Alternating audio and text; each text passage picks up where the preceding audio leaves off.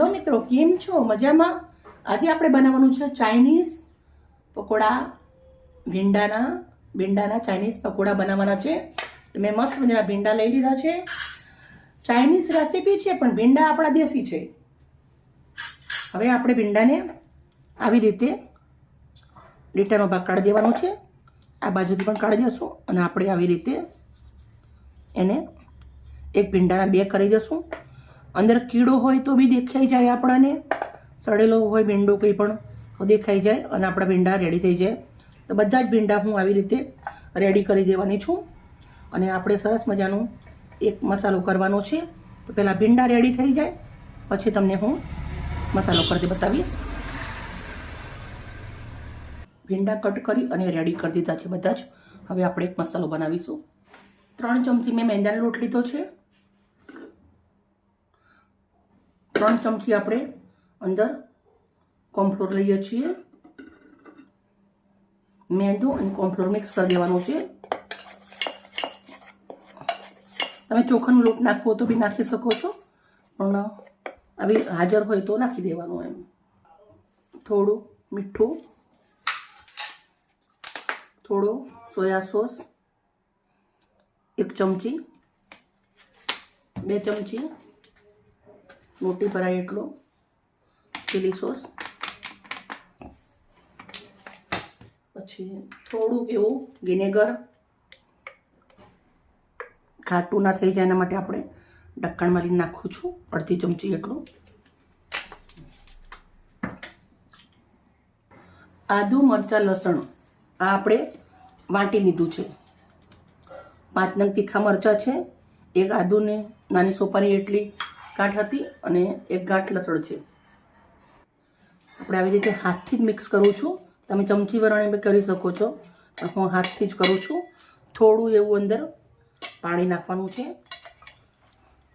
તમે food colour નાખવો હોય તો નાખી શકો છો, પણ કંઈ જરૂર નથી. બહુ સરસ લાગશે એમનેમ જ. જેવું આપણે બટાકાના ભજીયા બનાવીએ એવું ખીરું બનાવવાનું છે, પણ થોડું આ જાડું રાખવાનું છે. રેસીપી ભલે ચાઇનીઝ છે પણ આપણે છીએ ગુજરાતી, સેહતનું ધ્યાન રાખવું પડે. કલરની જગ્યાએ મેં હળદર નાખી છે થોડી. બેટર તમે જોઈ શકો છો મસ્ત મજાનું રેડી થઈ ગયું છે.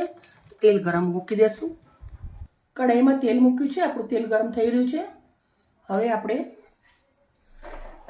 ભીંડા આવી રીતે તપેલી નાખવાના. પછી આવી રીતે એને મસ્ત લોટ લગાવી દેવાનો.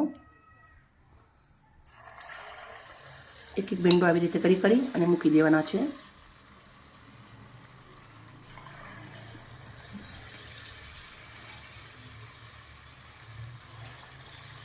આવી રીતે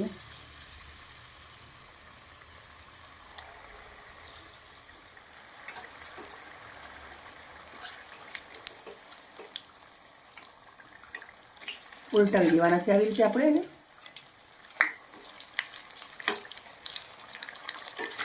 સોયા સોસ આપણા વ્હાઈટ કરવા સોયા સોસ ઓછો નાખવાનો, પણ સોયા સોસ બહુ સરસ લાગે છે એટલે મેં થોડો વધારે નાખ્યો છે. મોટી ચમચી ભરાય એટલું નાખેલો છે.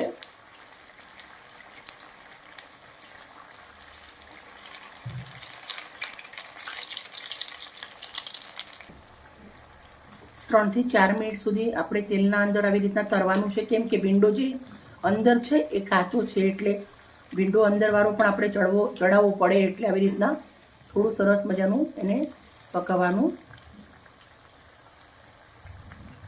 મસ્ત પાકી અને રેડી થઈ ગયા છે. તો હવે આવી રીતના એક ચાયણાના અંદર લઈ લઉં છું.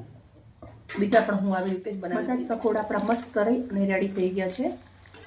હવે આપણે આને કાઢી દેવાના છે. થોડો ટામેટા કેચઅપ લીધો છે. હવે આપણે એને ડીશના અંદર મૂકી દઈશું ભીંડાને.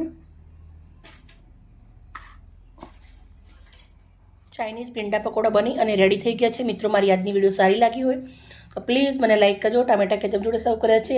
તમે ચટણી જોડે પણ ખાઈ શકો છો. એકદમ સિમ્પલ અને ટેસ્ટી એકદમ નવી રીત છે બનાવવાની. ઓકે મિત્રો, બાય. કાલે આવી નવી રેસીપી સાથે.